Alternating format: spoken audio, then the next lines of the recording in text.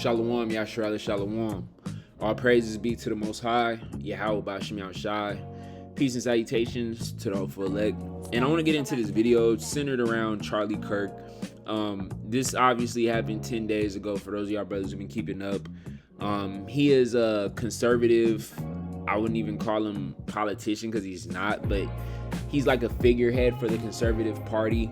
He goes by Charlie Kirk, and essentially he was assassinated in Utah at a speaking event, I think at a college, if I'm remembering it correctly. I don't know all the details.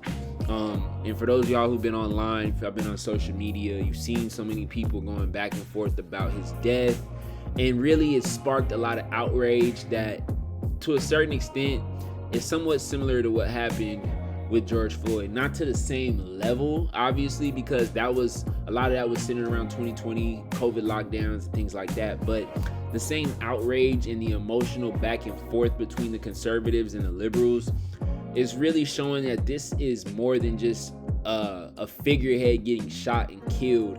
And when brothers really kind of peel back the layers, you'll notice that a lot of these things were scripted, and that, you know, the powers that be, essentially they're using this event to really alter the minds of the people, because again, the final agenda is for them to have a globalist system in which America loses its title as the world leader, the world power that the world kind of goes off of, and they're trying to bring it into more of a global head, more of a socialist head, and a quasi-communist type of head. So when it comes to the conservatives, they go against that at the surface, but when you actually peel back the layers, they're building the same type of system that the elites want.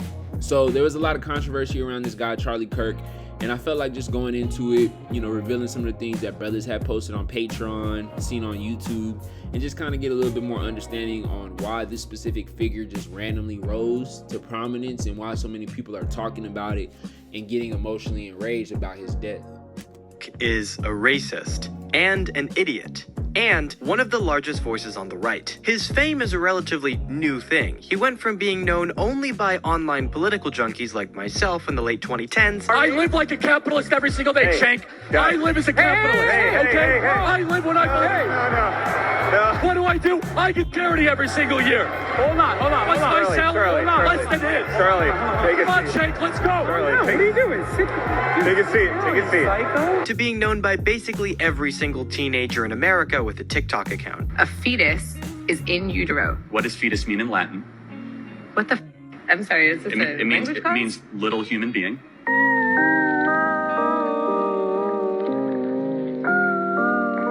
He even does the thing that Ben Shapiro does, where he debates random college students. So you're comparing abortion to the Holocaust? Absolutely I am. In fact, it's worse. It's worse. He went to my college last year, where I debated him and won. How do I know this? I didn't get clipped. Now, over the past few weeks, Charlie's been going on racist tirades online over Muslims in the United States.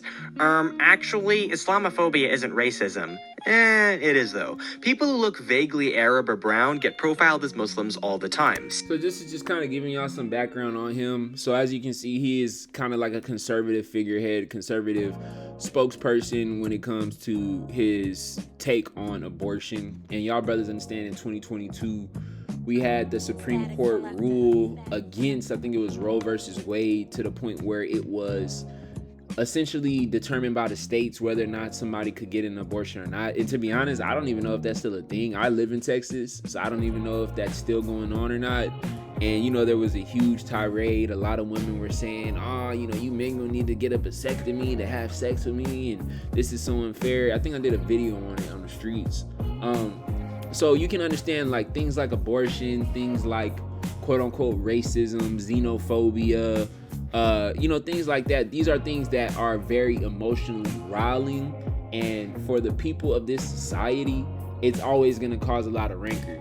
And the reason why I'm bringing this up is because when you have a figure like Charlie Kirk, a very controversial figure, essentially get killed, or, you know, what many brothers say, get sacrificed on a national stage, there's always more that meets the eye. Because if y'all have been seeing how people have been reacting to his death, you notice that it sounds, or it looks very similar to what had happened with George Floyd.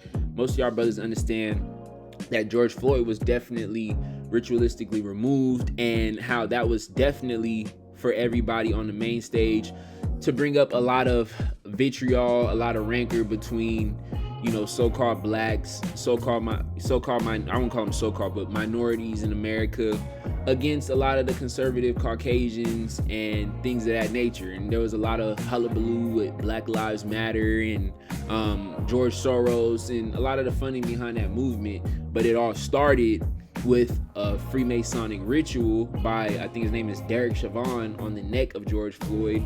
And then lo and behold, you had riots all throughout America. This may not be as prominent as that one or as like crazy, especially since we're not in the middle of a global pandemic. But ultimately, at the end of the day, it still has a similar level of energy and resonance, because within the last 2 to 3 years, a lot of conservative Caucasians and just a lot of people on the conservative side have been speaking about migration. You know, a lot of these people, when you go on X or Twitter, they'll talk a lot about so-called blacks and how so-called blacks are a danger to society and many different things. So I'm not going to specifically quote him, Charlie Kirk, but y'all brothers understand a lot of the narratives that go on around a lot of people who have a conservative mindset. So we'll keep watching a little bit and then we'll get into the meat and potatoes of the video.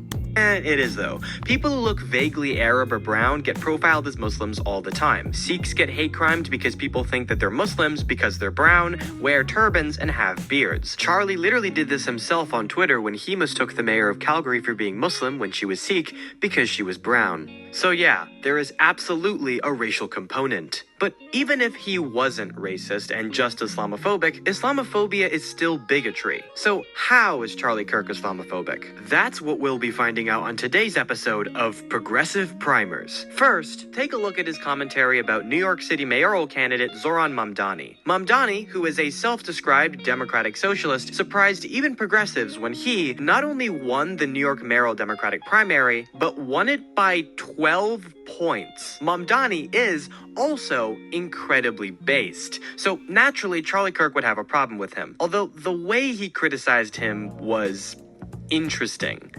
He tweeted, "New York City is likely to elect a Muslim socialist as mayor. This is quickly becoming one of the biggest threats to our country.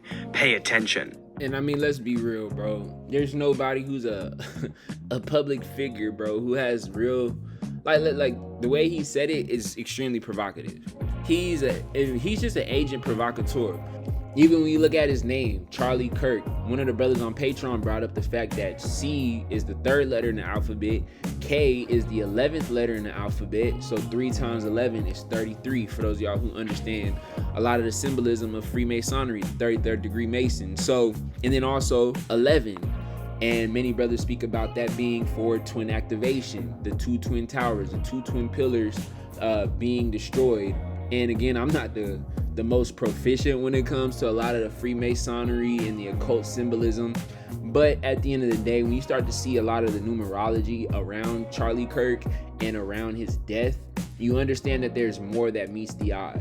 You understand that the elites, they're trying to essentially push and bring in a certain level of chaos to incite the people to think a certain way. You know, Chronicles of Judah, he would oftentimes talk in his videos about the Hegelian dialectic. And I spoke about this when we were talking about a lot of the ICE protests. For those of y'all who understand what's going on with immigration and ICE and how they're going to these different places, and then, you know, people were protesting, and Trump said he was going to send the National Guard. Essentially, Trump's second term is just to continue to destabilize the American fabric of the American society. Because again, Trump, he is essentially an agent of chaos. He is essentially there to obviously promote things like America first. We need to bring back traditional values, Christian values. We need to get rid of a lot of these liberal talking points. We need to tear up these other countries. But when you understand Trump's true role on the global stage, he is meant to essentially knock America from being the one global power, the main global power that, you know, not only just the Western world, but all countries across the world would follow. And also Trump is meant to bring a stain to the U.S. Hegemony of the world order, so that way they can push not just China and China's allies, but that they can push a global system. Because when you understand Revelation chapter 13, it speaks about how all nations, all great and rich and poor, free and bond, would essentially be a part of the global beast system. So Trump has to essentially bring America down, so that way the elites can establish the one world government blatantly. And everybody on the conservative part of these things within the script, you're gonna notice that they do things to provoke, they do things to enrage. And when you look at what the conservatives are doing, they're starting to get extremely aggressive in how they attack the liberals, way more than what they were doing 6-7 years ago when Trump first came into office, which is showing you that America's becoming more radicalized. And to the point where I wouldn't be shocked, bro, if some big stuff just pop off in the next few years, civil war, whatever it may be, martial law. I mean, Trump's been doing all type of stuff, so brothers got to stay watchful and stay vigilant. So I think that's enough with this video. We're gonna go into some of the other topics. So we're just gonna watch a video just going over specific events that happened with Charlie and his death. One of my friends told me that Charlie Kirk was going to be on the campus this Wednesday, and I was really looking forward to having a conversation with him. It's 5. Okay, now 5 is a lot, right? All right, so it says Kirk was shot as he was answering a question about mass shootings. Again, brothers, I don't believe in coincidences. We all understand when it comes to the conservative stance on the freedom, I think it's the Second Amendment, the right to bear arms. That's something that they've spoken of heavily. I mean, especially in Texas, Governor Abbott, he's really big on that. I know there was that shooting in Yahawah, San Antonio, I think it was 2-3 years ago. And you had a lot of liberals and Democrats who were really calling for stricter gun laws. They've been talking about this, I don't know, I mean, my whole life, but specifically since like the early 2010s, they've been really heavy and adamant about, restricting guns. And with this specific shooting, the shooter actually used a single fire deadbolt rifle. And I was actually just reading an article about how the fact that he used that type of weapon that's not common compared to like handguns or assault rifles, it makes it very hard for them to be able to track a lot of the guns that people are using, because it was more of like a hunting weapon. Let me see if I can pull up that article real quick. So here is the article. It says Charlie Kirk assassin's alleged gun was powerful, vintage, and hard to trace. It says former federal agents fear the potential for other would-be assassins to seek out widely available, decades-old firearms that requires only basic proficiency to hit distant targets. So because the type of gun that was used, they don't have a tracking system for it. I think with these type of guns, it doesn't have a serial number or serial number tracking associated with it.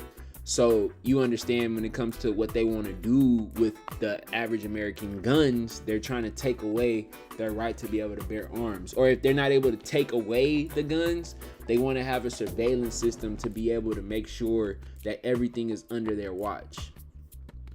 So I'm not going to read through all of this, but I'll just read, some of the paragraphs about it. It says, in the frantic hours after Charlie Kirk's assassination, investigators discovered a gun in a wooded area near the scene in northern Utah.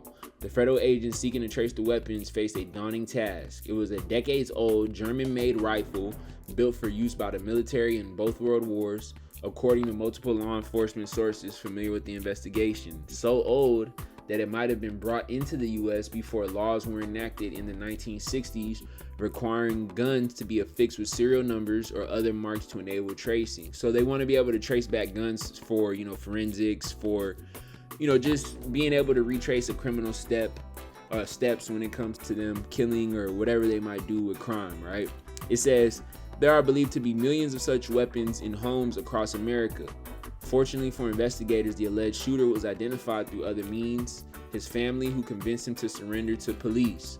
But the alleged use of such a vintage weapon has raised fears among some former federal agents of the potential for other would-be assassins to seek out these powerful, accurate, and hard-to-trace firearms. So, now they have, the thought process that if Charlie could get shot with a bolt-action rifle, what's stopping anybody else from doing the exact same thing?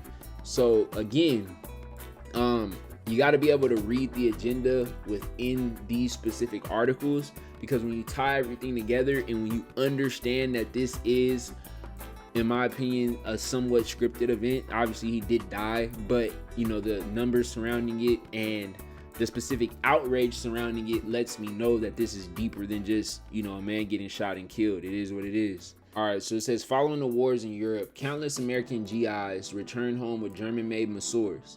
In subsequent years, Masur rifles and other similar versions could be obtained simply by ordering them through the mail. For decades, they have been favored by hunters who prize them for durability, reliability, and accuracy. With .30 to .06 rounds, they are ideal weapons to take down medium to large game like deer, elk, and even bear. But it's exceedingly rare for them to be used in crimes, according to the former ATF gun agents and federal reports. Most gun violence in America is carried out with pistols and semi-automatic AR-15 style rifles have been used to commit some of the nation's deadliest mass shootings. So these are weapons that have a serial number. You know, if you guys, brothers, got a pistol or AR, you understand the background checks that many of them would do, especially in California, New York, you know, liberal states. But just in general, even if you're in Texas, if you're in Florida, they still make sure that they can trace the specifics of the gun that you have so they can attach it to a person. So it says, a bolt action rifle? You don't see those guns used in violent crime, said Tim Sloan, a former ATF agent who retired as the head of its Mexico branch. That's because they can't be easily concealed as handguns, and they're not designed to spray a large volume of bullets all at once. So these are guns that more of like single target, sniper rifle target. They're not meant to kill a lot of people, but essentially with them being used, it helps them raise the question of, do we need stricter laws, and should we include specifics on that? In the fact that, again, brothers, remember, it says that he was shot when answering a question about mass shootings. That's not a coincidence, bro. So I just want to read this part about Kennedy's assassination. It says, the use of a decades-old European military surplus rifle to kill Kirk echoes one of America's most infamous crimes, the assassination of JFK in 1963. The killer Lee Harvey Oswald used a Carcano Model 38, a bolt-action rifle originally designed in the late 19th century for the Italian military. He obtained it by mail order through an advertisement in a gun magazine. The killing helped to usher in the Gun Control Act of 1968, which among other things required firearms to be sold by federally licensed dealers to have markings to enable tracings and for paperwork to be filled out identifying the buyer. So one of the aspects of JFK getting shot is they have a greater gun control and being able to track many of the specific firearms that are going to be used for people, you know, that they want to look back and trace. So it says, gun control advocates have long been pushing for more restrictions, such as a ban on semi-automatic military-style firearms like AR-15. But they acknowledge that such a ban would not cover a bolt-action rifle like the Masur 98. So I'm going to end it on that one. But again, you know, this could be something that they may say like, oh, you know, not just ARs, not just semi-automatic, not just pistols. We need to also keep a track on a Masur 98 rifle. So if Trump doesn't do it in his specific term, we may have a liberal president or whoever's going to be the next figurehead who's going to say, hey, we need to be able to track everything. Remember what happened with Charlie Kirk? He got shot while talking about a mass shooting. So hey, maybe we need to make sure that we have full control over who specifically is using the guns. And remember, they found this on September 11th, 2025. So again, the numbers is not a coincidence, brothers. You know, all of these things essentially are tied together. These people understand what they're gonna do allegedly months, you know, even if not years in advance, to be able to align the numerology and to bring in many of the different acts of what they call the Hegelian dialectic. All right, so let's get back into the video. I'm gonna give you some credit. Do you know how many mass shooters there have been in America over the last 10 years? Counting or not counting gang violence? Great. See that, bro? Counting or not counting gang violence. And you know why he brought that up? Because he was gonna specifically try to hone in on, you know, so-called blacks, so-called Hispanics and Latinos, and how a lot of these numbers for, you know, mass shootings and things like that has to do with gang violence. And then all of a sudden he just gets shot and popped. It's not a coincidence, bro. It's not a coincidence. I was about 50 feet away, and I did for a brief second see Charlie's head like slump over, and then the crowd just pushed back. It was a stampede. People running, people ducking, people definitely feared for their lives. I could see it in their eyes, I could hear it in their voices. People were crying, people were screaming. It was a nightmare. What was that? Holy shit! Suddenly, it sounds like lightning. It was so loud, I thought the shooter was right there in the crowd. I hear this loud sound and I'm like, that wasn't what I thought it was, is it? I was like, no, this can't be happening right now. We all ducked. Everybody got down and I instantly just started praying for Charlie Kirk. And the girl I was next to, she was bawling because she had seen it. She had seen the graphic imagery of the bullet piercing his neck and opening his neck up, and I can't imagine what it was like to see that. Absolute horrible event. You know, Charlie Kirk, he goes up there, he even has security to protect him, and so people didn't expect that kind of thing to happen. But some people were just standing there kind of in shock and not knowing what to do, or people trying to process what's going on and still surprised and shocked. Seeing him and then seeing him be shot, it doesn't feel real.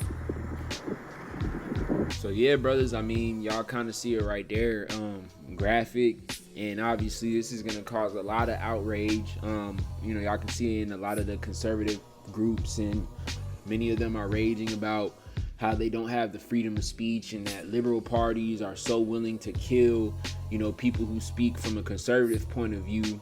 And, you know, you get a lot of blowback from it. You know, there's been things with Jimmy Kimmel's, teachers getting fired and all these things. But we're going to go over the aspect of the manhunt and, you know, the numerology behind that as well. All right, it says, a young Utah man suspected of killing a conservative activist, Charlie Kirk, at a university forum has been taken into custody as U.S. leaders reacted with sorrow and frustration over the latest outbreak of political violence sweeping the country. We got him, Utah Governor Spencer Cox told reporters at a briefing on Friday, expressing relief after an intense manhunt by local and federal law enforcement that followed Kirk's murder on Wednesday by a sniper at Utah Valley University in Orem. It says the suspect, identified as Tyler Robinson, 22, was taken into custody on Thursday night, about 33 hours after the shooting. And that's one thing that I noticed when I was looking at a lot of stories. They're saying it took 33 hours for them to find him. You know, obviously the numerology around that is very blatant, it's very obvious. Again, Charlie Kirk 3x11, 33. On his Twitter page, Charlie Kirk 11, and then it took them 33 hours before they found the shooter.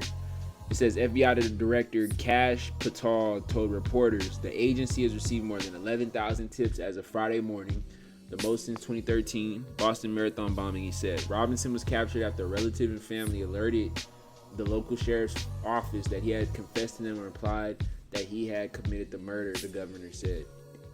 I want to thank the family members of Tyler Robinson who did the right thing in this case and were able to bring him into law enforcement, Cox said. Through some process, the family came to know that this had happened. Security camera images, some previously released to the public, and evidence gathered from the suspect's profile on a chat and streamlining platform Discord also helped investigators link him to the crime, the governor said. So, again, a lot of y'all brothers, man, when you on these platforms like Discord, Twitch, these streaming platforms, they can find all that information on you whenever they feel like it, bro. So if you're using WhatsApp and all these other places and you're trying to use it for confidentiality and things like that, it doesn't matter. If it's on your phone, bro, they can trace you back to anything. Now, obviously, this is in regards to a criminal, but I'm just speaking in general. It says Kirk 31, a close ally of U.S. President Donald Trump, who helped build Republican support among young voters in 2024, was killed by a single gunshot fired from a rooftop. As he spoke on stage during an outdoor campus event attended by 3,000 people, Trump called the shooting a heinous assassination. A bolt action rifle believed to be the murder weapon was later found nearby, officials said. The killing has stirred outrage among Kirk supporters and denunciation of political violence from Democrats, Republicans, and foreign governments. So obviously, because Charlie Kirk was a conservative supporter of Donald Trump, obviously because of what happened with Donald Trump, where he had assassination attempts at his life, this is going to cause a huge uproar among these different people. So, I mean, at the end of the day, brothers, this is kind of where the society is going. America is obviously on its last leg. It's very, very, very prevalent. There's a guy that I follow on YouTube, and he was basically saying one of the reasons why he left America, and one of the things we should expect is because there's going to be a lot of political turmoil, political upheaval, and societal riots. I mean, there were riots going on after this whole Charlie Kirk thing, and there seems to be a riot for damn near everything. You had the ICE riots earlier this year. You have this going on. So, you had the DEI protest or whatever. So, when you see these events not only happening online, but just in general, this lets you know that the people are on edge. And many brothers are talking about how there's going to be a civil war within America. I mean, it could be specifically because that is biblical prophecy, not necessarily the civil war aspect where you have two different parties on each side, but that there are going to be people going against their neighbors within the specific aspect of spiritual Egypt. Let's get it. All right, this is Isaiah 19:1. It says, "The burden of Egypt, behold, the Most High rideth upon a swift cloud, and he shall come into Egypt. And the idols of Egypt shall be moved at his presence, and the heart of Egypt shall melt in the midst of it. And I will set the Egyptian against the Egyptian, and they shall fight everyone against his brother, and everyone against his neighbor, city against city, and kingdom against kingdom." So we have to understand, because a lot of people read this literally and think this is talking about Egypt right off of the Mediterranean Sea bordering Israel. No, this is talking about spiritual Egypt.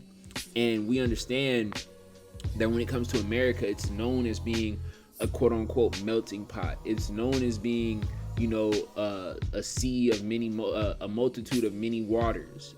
For those of y'all brothers who understand, I think it's in the book of Jeremiah. It's speaking about the different peoples who come into America and they blend within the culture. They follow the American values. So that's a double-edged sword, because you have a lot of immigrants and people coming in for the wealth and the power that Babylon can present, or America can present. But at the same time, when you have a lot of political upheaval and, societal events and the dissolution of society, then when you have Egyptian against Egyptian, there's going to be people going at each other's necks. You have family members, you have friends, you have, co-workers going against one another based off of an event, whether it's George Floyd, whether it's the election, whether it's the abortion thing, whether it's this with Charlie Kirk and a lot of the conservatives, attacking people who speak bad about his death. When you have so much vitriol and variance against one another, a kingdom can never stand. Let's get that in the book of Mark. So this is Mark 3:23, and we understand the context of this is when the Pharisees, they said blasphemy and said, "How could Yahawashi cast out devils but by the power of Beelzebub," which is a false god? And he responded saying, he called unto them and said unto them in parables, "How can Satan cast out Satan?" So how can Satan cast out the power of Satan? It's impossible, right? And he was basically letting them know that he is the light of the Most High, and he's the one casting out darkness. But this is the key verse I want to get. It says, "If a kingdom be divided against itself, that kingdom cannot stand." It's so obvious that America is divided against itself. And look, the two political parties has been around for a very, very long time. This is nothing new. In fact, there was 3-4 parties at certain points in time. But now we're in a very heavily divided country between conservatives and liberals. But both sides are becoming more and more radical every single day. Because when you look at a lot of things that you're going to see from J.D. Vance and Donald Trump and all these dudes, the things that they're saying and speaking is very radicalized. But the point is this: if everybody in this world or in this country are at each other's neck and going against one another, and then you have a death like what happened with Charlie Kirk, it's showing you that this country cannot stand because it's on its last leg. So you have pressure from within. You have pressure within the internal aspect of America, and then you got pressure from above, which is what? Which is China, which is Iran, which is Russia, which is many of these different world powers around the world, seeing how America is getting weaker and weaker, and allowing it to be destroyed quicker. But when you have events like this in the political upheaval within America, it shows that the country is not going to come together the same way it did during World War II after the Great Depression. The reason why America was so strong after the Great Depression and World War II is because they set aside their differences, they came together as a community, and they had a common enemy amongst them, which was what? Nazi Germany, Japan, Italy, the Axis powers. Nowadays, bro, most people's enemy is in another house. It's in another city. It's within your own family. You see what I mean? So America is not nearly as strong as it may seem on the surface, and a lot of this division and chaos is the Most High placing spiritual curses on the people to continue to divide it. Because again, let's go right here. 26, if Satan rise up against himself and be divided, he cannot stand but have an end. So if the conservatives rise up against the the liberals, which is really just a part of one system, one bird, and they're constantly divided, they can't stand. They're gonna have an end point. So that's the whole point on what I'm trying to explain, and what a lot of these events show is that America, the more things like this happen, the quicker you should know that America is going to be destroyed. And it's probably just going to collapse from within before China and these other places do what they need to do on the outside.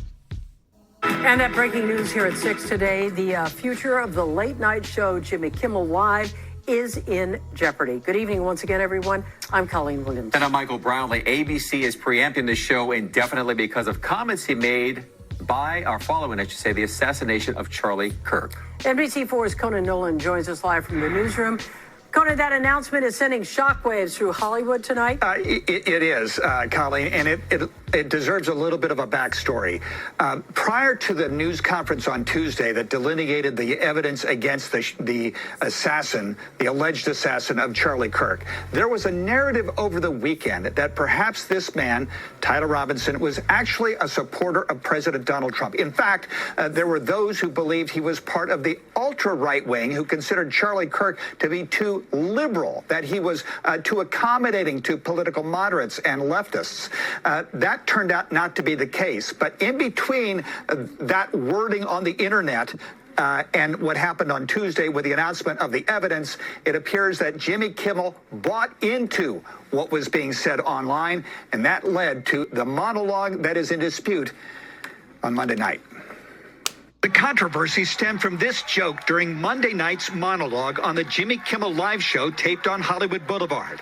It regarded not slain political activist Charlie Kirk, but Tyler Robinson, the 22-year-old man accused in Kirk's murder. We had some new lows over the weekend with the MAGA gang desperately trying to characterize this kid who murdered Charlie Kirk as anything other than one of them, and doing everything they can to score political points from it. You can see how hard the president is taking this. My condolences on the loss of your friend Charlie Kirk. May I ask, sir, personally, how are you holding up over the last day and a half, sir? I think very good. And by the way, right there, you see all the trucks? They've just started construction of the new ballroom for the White House. Yes. He's at the fourth stage of grief, construction. The day following the monologue, prosecutors in Utah County, Utah, indicated that the killer was not a supporter of President Donald Trump, but rather of the political left, and viewed Charlie Kirk as an enemy of the trans and gay movements. Today, the Nexstar Media Corporation, which is in need of FCC approval for a $6.2 billion merger with the media company Tegna, issued a statement saying it strongly objected to Kimmel's comments and was going to replace the show with other programming in its ABC-affiliated markets. ABC Television announced it is suspending airing of the program indefinitely. FCC Chairman Brendan Carr, on conservative commentator Benny Johnson's podcast, threatened to take action against ABC for Kimmel suggesting that Kirk's killer was a Trump supporter. In what appears to be an action by Jimmy Kimmel to play into that narrative that this was somehow a MAGA or Republican motivated person. If that's what happened here with his conduct, that is really, really sick. All right, so I mean, there's a lot said there.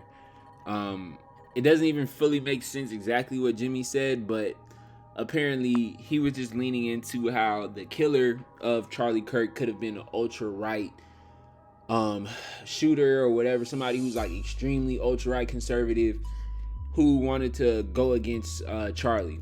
And for liberals, you know, they're obviously going to play into that because they don't want to have any blame on their aspect on why he got shot. So I guess the way that he made his joke, and understand, you know, obviously this is like a comedy show. They're going to poke little fun and things like that. But the response of it and an aspect of him being pulled off the air indefinitely, it kind of shows you where this country is going and has been going, especially since COVID, with, you know, a lot of people, you know, having quote unquote misinformation and people getting taken off of platforms, people, you know, getting reported to a lot of these health organizations if they didn't social distance. It kind of shows you that America is not the quote unquote land of the free. I mean, for sure not the land of the free, but a lot of the ideals or the illusions of freedom that we thought we had, freedom of speech, freedom to bear arms, freedom of religion, things like that, they're starting to really come down on these different aspects. And from what I'm seeing and just the way that this narrative is being built, this whole Charlie Kirk thing is targeting two things. It's targeting the freedom to bear arms, the right to bear arms, and the freedom of speech. But the crazy part about this is it's not freedom of speech attacking conservatives. It's the freedom of speech in retaliation against liberals who are speaking out against Charlie Kirk.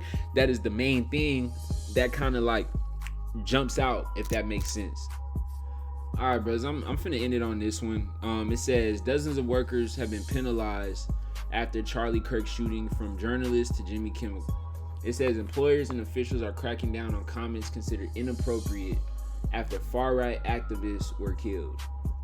And you have all these different people outside of the building for Jimmy Kimmel Live, where it says, don't give up, speak up, cancel Disney, Jimmy said nothing wrong, don't bend the knee to Trump. It's beginning to look a lot like Russia. So again, you have a lot of people who are going and speaking out against many of these different factions like ABC. And again, ABC and Disney are liberal-leaning companies and corporations, which kind of makes this kind of weird that they would go against Jimmy Kimmel for speaking out against the alt-right, which again, you know, the way my mind thinks, the way y'all brothers' mind thinks, is that they're probably using this as a way to attract freedom of speech, but not from the liberal point of view, but from the conservative point of view, to make it seem like conservatives are speaking out and going against freedom of speech and essentially enraging the people, so that whoever comes after Trump is gonna they gonna crack the hammer down on the conservatives, boy. We gonna see what happens. But it says, in the aftermath of the far-right activist Charlie Kirk's assassinations, dozens across the U.S. have been fired, suspended, or disciplined over social media posts about Kirk's death, and employers and public officials crack down on remarks they deem inappropriate. After Kirk, 31, was shot and killed on September 10th while speaking at Utah Valley University, members of the Trump administration called on the public to expose anyone appearing to be celebrating his killing. Call them out, and hell, call their employer, J.D. Vance said. Now, J.D. Vance is the vice president of the U.S. So, again, you got people in the conservative section who are so angry and outraged about the death of Kirk that anybody who speaks against them, he's basically saying to call them out and call their employer to get them fired.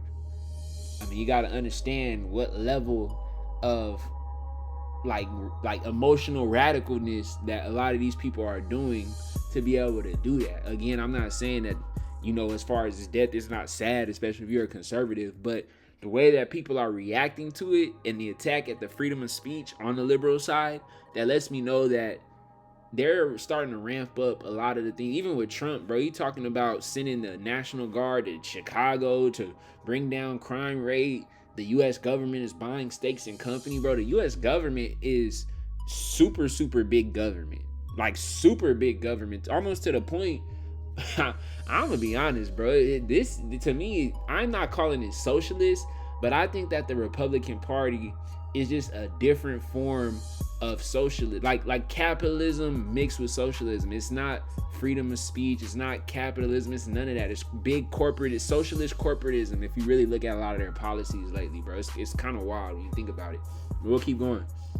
It says, over the past week, conservative activists and politicians have been circulating and publicizing social media posts about Kirk and his death that they deem inappropriate and that they claim celebrates or mocks Kirk's death. Similarly, they have waged pressure against campaigns urging employers to take action against individuals. Celebrities, groups, and free speech advocates have warned that the wave of firing and expulsions risks chilling free expression and could infringe on First Amendment protections. And again, this is nothing new. This has been going on for years. It's just that, again, this is the conservatives starting to attack quote-unquote freedom of speech, if that makes sense. It says, here are some of the people who have reportedly been affected by the crackdown so far. Government workers. The U.S. Secret Service placed an employee on leave last week after reportedly writing in a Facebook post that Kirk spewed hate and racism on his show, adding, at the end of the day, you answer to God and speak things into existence. You can only circumvent karma. She doesn't leave. According to CBS News. Again, in my opinion, it's not the worst thing I've ever heard. I mean, again, many conservatives say the exact same thing, but they fired somebody for speaking against Charlie Kirk. Like he's their idol, like he's their god, right? It says a spokesperson for the agency confirmed to The Guardian this employee was immediately put on administrative leave and an investigation has begun. The Secret Service will not tolerate behavior that violates our code of conduct, the spokesperson added.